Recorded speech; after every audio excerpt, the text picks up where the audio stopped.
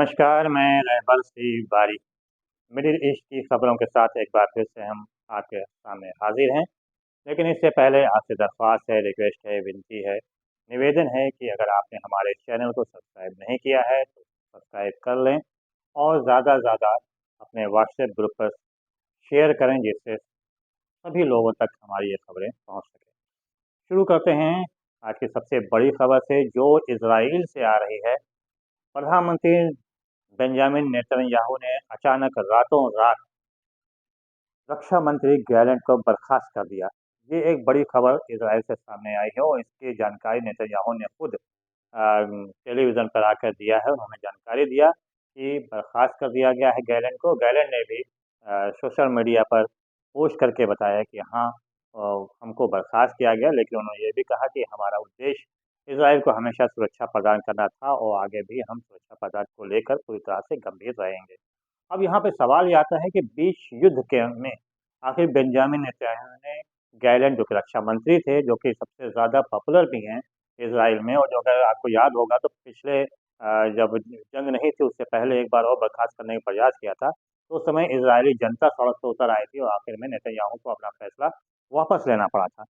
अब जबकि युद्ध चल रहा है तो ऐसे में और 7 मोर्चों पर इज़राइल लड़ रहा है, तो ऐसे में अचानक रातों-रात रक्षा मंत्री गैलेंट को हटा देने का मतलब क्या निकलता है? इसमें नेतन्याहू ने ये भी कहा कि विश्वास जो था दोनों के बीच में वो काफ़ी कम हो गया था और ये पिछले 2-3 महीने से ये विश्वास कम हो रहा था और गैलेंट कई चीज़ों को लेकर नेतन्याहू पे उँगली भी उठा रहे थे और इसी को देखते हुए ही उनको बर्खास्त किया गया। अब जब बर्खास्ती की खबर इज़राइल में पहुँची है, तो वहाँ की जनता एक बार फिर से सड़क पर उतर गई है और उसका लगातार विरोध कर रही है कि बीच युद्ध के बीचों-बीच में ऐसा करना इज़राइल के लिए सुरक्षा की दृष्टि से सही नहीं है। हालाँकि प्रधानमंत्री बेंजामिन नेतन्याहू ने जो विदेश मंत्री हैं, उनको रक्षा मंत्रालय सौंपा, उन्हें रक्षा मंत्री बनाया है, जो कि नेतन्याहू काफ़ी करीबी माने जाते हैं। और ये भी कहा जाता है काफ़ी पेशेवर हैं, लेकिन जिस प्रकार से गैलेंट, जो कि पॉपुलर थे पूरे इज़राइल में, उनको हटा देना बीच युद्ध में कोई बहुत अच्छा संकेत फिलहाल इज़राइल के लिए नज़र नहीं आ रहा। उधर युद्ध की बात अगर किया जाए तो हिज़बुल्लाह, हमास द्वारा लगातार इज़राइली सैनिकों को निशाना बनाया जा रहा है और तमाम उनके जो हथियार हैं, ख़ासतौर से जो मर्कावा टैंक है, उसको नष्ट किया जा रहा है। अभी बात किया जाए एक दिन पहले की, यानी कि मंगलवार रात की जो हिज़बुल्लाह ने हमला किया हाइफ़ा, मिथला और एक तेल अवीव पर जो ड्रोन से हमला किया है, उसमें कई सैनिक के मारे जाने की सूचना आ रही है। हालाँकि जानते ही हैं कि इज़राइल कभी भी अपने सैनिकों के मारे जाने या घायल होने की संख्या सही तरीके से नहीं बताता है। लेकिन फिर भी जो सोशल मीडिया पे या अन्य चैनलों के माध्यम से आ रहा है, उसमें ये है कि कम से कम 1.5 से 2 दर्जन इज़राइली सैनिक या तो मारे गए या तो फिर घायल हुए हैं। दूसरी चीज़, एक और बात सामने आ रही है कि इज़राइल में सैनिकों की लगातार कमी हो रही है। इज़राइल में आपको मालूम ही होगा कि वहाँ पर जो नियम है वो ये है कि प्रत्येक जो युवा से लेकर 40-45 साल की एज तक सभी को, चाहे वो लड़का हो या फिर लड़की हो, सभी को सैन्य अभ्यास करना है और उनको सैनिक में सेना में शामिल होना है, उसमें योगदान भी देना है।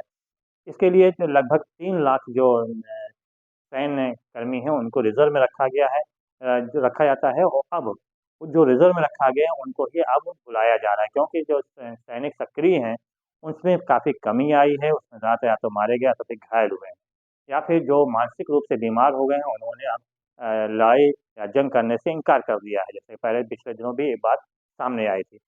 अब जो जेरूशलम पोस्ट है, उसकी एक खबर है, बड़ी खबर है, उसमें ये है कि जो रिज़र्व में था, उसमें एक जो सैनिक को जब बुलाया गया कि आपको जंग लड़ना है, तो उसने जंग में लड़ने के बजाय आत्महत्या कर लिया। तो ऐसे में अब ये है कि जो रिज़र्व में है, वो भी अब जंग लड़ना नहीं चाहते हैं। तो नतीजा ये है कि लगातार इज़राइल में जो सैनिक हैं, उनकी संख्या कम होती जा रही है और अगर सैनिकों की संख्या कम होगी, तो ज़मीनी लड़ाई जो है में इज़राइल काफ़ी कमज़ोर हो रहा है। हालाँकि अमेरिका ने अपने सैनिक उतारने का पूरा भरोसा भी दिलाया है और उसने अपने बी-52 जो बम वर्षक विमान है, उसको भी उसने मिडल ईस्ट में तैनात कर दिया है। हालाँकि उसका जवाब ईरान ने दिया है कि चाहे इतना बी-52 विमान जो है, बम वर्षक विमान वहाँ पे तैनात कर दें, लेकिन इसका कोई असर ईरान पे पड़ने वाला नहीं है, क्योंकि ईरान के पास ऐसे-ऐसे मिसाइलें हैं और ऐसे-ऐसे एंटी मिसाइलें और एंटी विमान हैं जिनको रोक पाना अमेरिका या फिर इज़राइल के बस का नहीं है। ऐसे में इसको देखते हुए नेतन्याहू स्वयं काफ़ी डरे हुए हैं और यही वजह है कि उनके बेटे की शादी जो कि अनवर नेतन्याहू की शादी नवंबर या दिसंबर में होनी थी, जिसको टाल दिया उन्होंने जंग को देखते हुए, उसको अब जून या जुलाई में कर दिया है। तो इससे सही अंदाज़ा लगाया जा सकता है कि नेतन्याहू कितना डरे हुए हैं ईरान की धमकी को लेकर।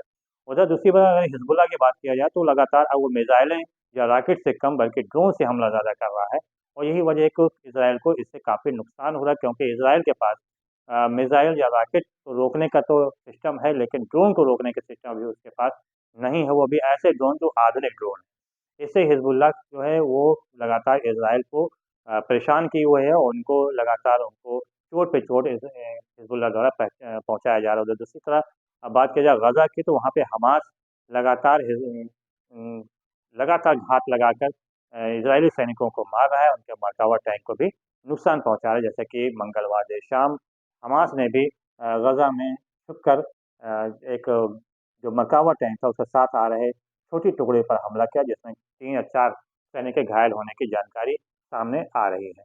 बहरहाल देखना ये होगा कि आगामी दिनों जबकि अब वहाँ के जो रक्षा मंत्री उनको हटाया गया, उन्हें रक्षा मंत्री की तैनाती की गई, उसको देखते हुए क्या कदम उठाते हैं और उनके समर्थन में वहाँ की जो जनता है, वहाँ के नागरिक हैं, वो कैसा कदम उठाते हैं। वहीं दूसरी तरफ बात किया जाए बड़ी खबर जो अमेरिका से आ रही है, वहाँ के जो राष्ट्रपति का चुनाव चल रहा है, उसमें आपको मालूम ही होगा कि 5 तारीख को वोटिंग का काम पूरा हो गया और आज वहाँ पे गिनती का काम भी चल रहा है। इसमें कांटे की लड़ाई भी चल रही है। हालाँकि जो प्रारंभिक रुझान सामने आए हैं उसमें डोनाल्ड ट्रम्प जो कि रिपब्लिकन पार्टी के हैं, वो उनकी जीत सुनिश्चित मानी जा रही है, क्योंकि हैरिस कई स्थानों के पर पीछे चल रही हैं। खासकर जो स्विंग जो स्टेट माने जाते हैं, वहाँ पे डोनाल्ड ट्रम्प आगे जा रहे हैं। माना जाता है वहाँ पे जो भी आगे जाता है, वही जीतता है। अब डोनाल्ड ट्रम्प अगर यदि राष्ट्रपति चुने जाते हैं तो शायद जंग में कुछ नया मोड़ आए या तो फिर जंग को रोका जा सकता है क्योंकि डोनाल्ड ट्रम्प जो हैं वो जंग के मूड में नहीं है, जंग को बढ़ाने के मूड में नहीं बल्कि उसकी सीज़फायर के मूड में है। अब देखना ये होगा कि आगामी 1 हफ्ते में काफ़ी कुछ उलट-फेर होने वाला है। तब तक के लिए एक नई खबर के साथ फिर हम हाज़िर होंगे, तब तक के लिए बस तिवारी को दीजिए इजाज़त। बहुत-बहुत धन्यवाद। जय हिंद, जय भारत। Yeah.